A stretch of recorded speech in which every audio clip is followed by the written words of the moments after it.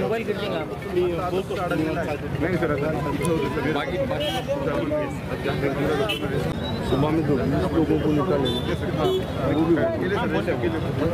उधर से किए सर, वो मकानों उधर से ये साइड शिफ्ट छोटा मोटा चीजें वगैरह वो भी मैं कल हाथ आ गया सर। और सर पानी जाने के बाद बहुत गंदी इसमें लगा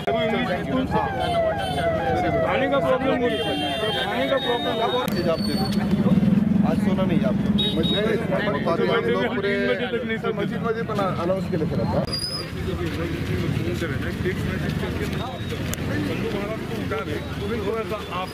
हम तो आज राजकारण गए, हमको राजकारण नहीं करना, समाजकारण पर ये जो परिस्थिती है ना।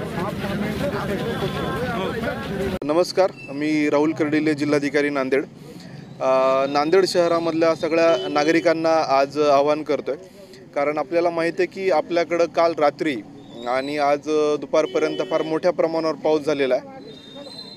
आता जरी आपला पाऊस थांबला असला तरी नाशिक जिल्हा, नगर जिल्हा, छत्रपती संभाजीनगर, जालना या सगळ्या वरच्या पट्ट्यामध्ये पाऊस होतोय आणि हा सगळा जो विसर्ग आहे तो आपल्याला गोदावरीमध्ये येणार आहे।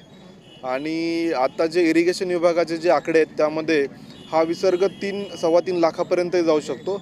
एवढा विसर्ग आतापर्यंत आपण कधीच केलेला नाही आहे। त्यामुळं आपली आत्ताची जी पाण्याची लेवल आहे ती 353.5 आहे, म्हणजे डेंजर लेवलला आपण जवळजवळ पोहोचलो आहे। आणि 2006 साली 357 लेवल आपली झाली होती।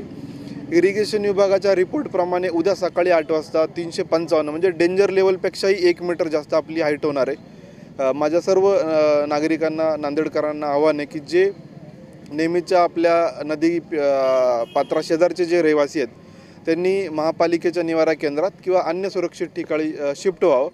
आपल्याला आज रात्रीमध्ये आपल्यासाठी फार क्रिटिकल वेळ आहे, कारण रात्रीमध्ये जर पाणी आलं तर आपल्याला वेळ मिळणार नाही।